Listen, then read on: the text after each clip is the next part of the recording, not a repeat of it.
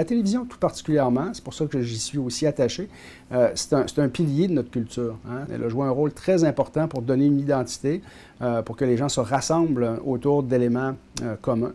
Et là, ben, on est en train, tranquillement, pas vite, de le perdre, ce fil-là. Puis moi, je trouve ça triste parce que c'est au-delà de la télévision puis du cinéma, c'est l'identité québécoise. Hein? C'est notre culture qui est menacée.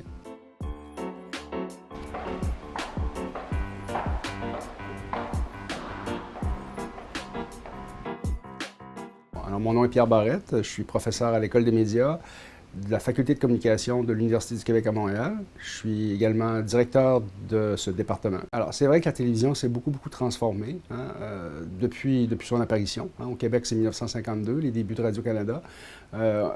Comme vous l'avez dit, effectivement, il y a eu, je dirais, dans les années 80-90, ce qu'on pourrait appeler un pic, un sommet qui a été atteint par notamment les codes d'écoute, pas la quantité de production, parce qu'il se produit encore aujourd'hui autant d'images, puis d'émissions, puis de films qui s'en produisaient, sinon plus, mais en termes de codes d'écoute, donc de popularité de la télévision, je pense qu'on peut dire que le tournant des années 90-2000, c'est vraiment le sommet qui a été atteint par la télévision québécoise. Bien, les téléromans, c'est sûr, mais le cinéma québécois, oui, ça arrive de temps en temps, là, mais les comiques. YouTube, maintenant, on tape film québécois drôle, puis il en sort. Il n'y en a pas beaucoup, mais il y en a. Bien, les choses ont commencé à changer un petit peu, et bien, ça s'explique par un ensemble de phénomènes, mais principalement, bien sûr, par l'arrivée de l'Internet, et donc le développement, en parallèle de ça, des plateformes. On pense bien sûr à Netflix, mais il y a d'autres grandes compagnies comme celle-là qui ont un immense pouvoir, bien sûr, de production. Est-ce que vous écoutez souvent la télévision, le câble? Oui, moi, oui. Quand même. Moi, pas du tout. Plus rendu sur Netflix, YouTube, puis genre... Non, vraiment pas. Jamais? T'écoutes surtout sur Netflix? Sur des sites de streaming. J'écoute pas du tout les téléromans québécois. Je trouve que c'est tout le temps trop dramatique.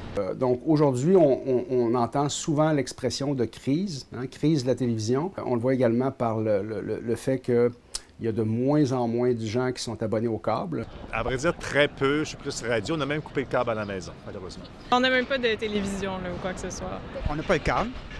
Et ça, bien évidemment, c'est pas une bonne nouvelle pour l'industrie de la télé.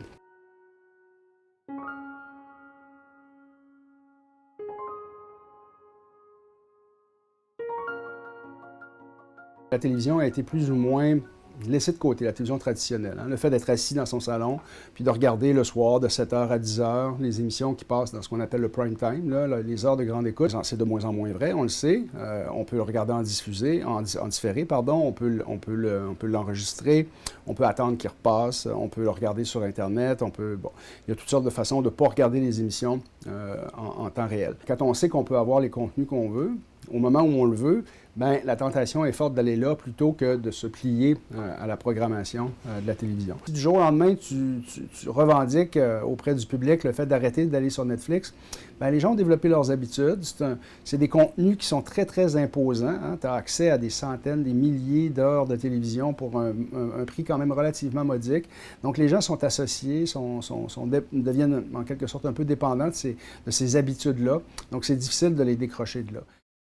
Mais là, pour l'instant, tout le domaine de l'Internet est hors contrôle par le gouvernement. Donc, il faut trouver une manière, et c'est pas simple d'un point de vue légal, de trouver une manière de faire contribuer ces gens-là à notre production. Parce qu'ils profitent de nos publics, ils profitent du fait qu'il y a de l'attention pour eux, alors il faudrait en retour qu'ils nourrissent davantage le système.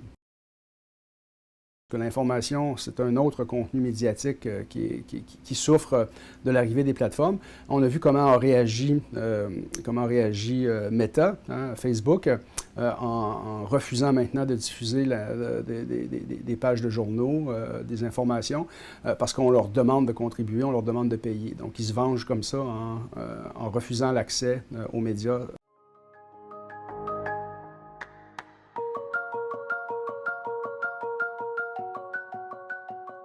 Je suis Bruno Savard, animateur du Téléjournal Québec. Je suis à Radio-Canada depuis 13 ans. Je fais des nouvelles à Québec. TikTok, c'est un tuyau. C'est un tuyau par lequel passe de l'information, du divertissement. J'espère qu'on regarde TikTok pour du divertissement parce que c'est ce que c'est à la base. Tu peux avoir vu une information totalement pertinente sur TikTok, mais à côté, malheureusement, c'est que tu vas rouler ta vidéo, puis celle d'après, ça va être une pure fausseté. Fait que tu vas voir quelqu'un qui dit du gros n'importe quoi. Mais son gros n'importe quoi peut être bien spectaculaire, bien percutant, puis c'est ça qui va scorer plus. Tu sais que Radio-Canada, c'est fiable. Tu sais que TVA, c'est fiable. Tu sais que le Journal de Québec, la presse, Le Devoir, c'est fiable. Si c'est pas ces sources-là au Québec, par exemple, puis je dis pas qu'on détient la vérité, parce que, tu sais, il y en a qui pensent que parce qu'on est dans les médias traditionnels, on pense qu'on détient la vérité. C'est pas ça. La différence, c'est que moi, je peux pas arriver en ondes, puis mes collègues peuvent pas faire ça, arriver puis sortir une information qui est... Ça a l'air que, puis on a entendu dire que, hey, nous autres, on passe notre temps à valider puis à contre-vérifier. On a essayé de mettre une réglementation. Hein. C'est ça que le gouvernement a essayé de faire avec le projet de loi. Sauf que Meta réagit en fonction de ses propres moyens. Hein. Donc, c'est une compagnie privée, Meta, c'est pas public. C'est pas Radio-Canada. Hein? Et donc, ils réagissent par leurs propres moyens, c'est-à-dire en bloquant les contenus.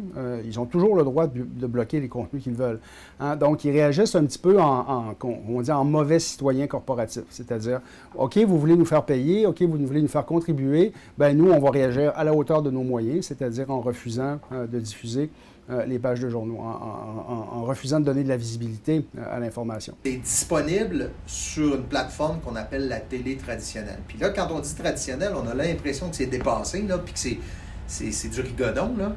Mais la télé traditionnelle, conventionnelle, pour ma part, au téléjournal, c'est 100 000 téléspectateurs à chaque soir. C'est 5 fois le centre Vidéotron. C'est les plaines d'Abraham, pleines, à chaque soir, de gens qui choisissent de venir s'informer, puis ils restent avec nous pendant 1 heure. Là, on ne parle pas d'une vidéo TikTok qui dure 12 secondes, puis qu'on fait aller de même, puis que là, ça compte pour un clic. Là, puis là, wow. Il doit y avoir une évolution parce que il faut distinguer ce qu'on est capable de voir au niveau information d'une manière assez générale et la façon dont après les gens utilisent le support médiatique pour les loisirs et leur passe-temps, donc c'est autre chose. En ligne, je suis exposé à ce qu'il y a sur les réseaux sociaux. Je vois passer, quand les amis du Québec partagent aussi sur les réseaux sociaux, je vois des bouts de télévision, incapable de citer le nom d'une émission.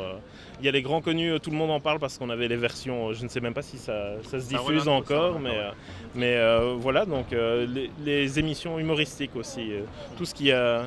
Il y a de l'intérêt sur les réseaux sociaux. Je me perds moi-même dans où trouver quoi puis où regarder quoi. Je connais certains petits outils qui me permettent de savoir où les films sont diffusés, où je peux payer pour les voir, certaines séries, certaines émissions, mais c'est assez compliqué pour en perdre son latin. Hein? Et c'est pour ça que ça nous amène à une autre notion qui est très importante en ce moment pour ceux qui réfléchissent à ces questions-là, c'est la notion de découvrabilité. Hein? C'est-à-dire comment on a accès à ces produits-là, comment le système, hein, ce qu'on appelle l'algorithme, dans le cas des plateformes, comment il nous donne accès à des produits, et notamment à des produits audiovisuels québécois, francophones. Pour l'instant, les algorithmes, ils ne sont pas faits pour favoriser l'émergence des produits québécois, nationaux, francophones. Ils sont plutôt là pour favoriser certains produits qui sont plus rentables pour ces plateformes-là. Donc, la question de la découvrabilité est un élément essentiel.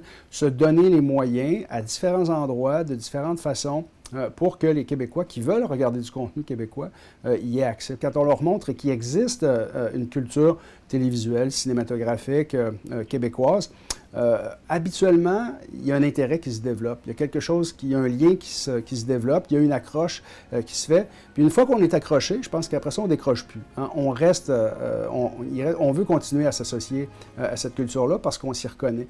Ces émissions-là, ces films-là sont faits pour eux, pour nous. Ils nous ressemblent, hein, ils sont le reflet de ce qu'on est. Comme nation, comme peuple. Et je pense que c'est important, pas juste d'un point de vue économique, pour faire vivre une industrie ou tout ça, mais tout simplement pour créer du lien entre nous.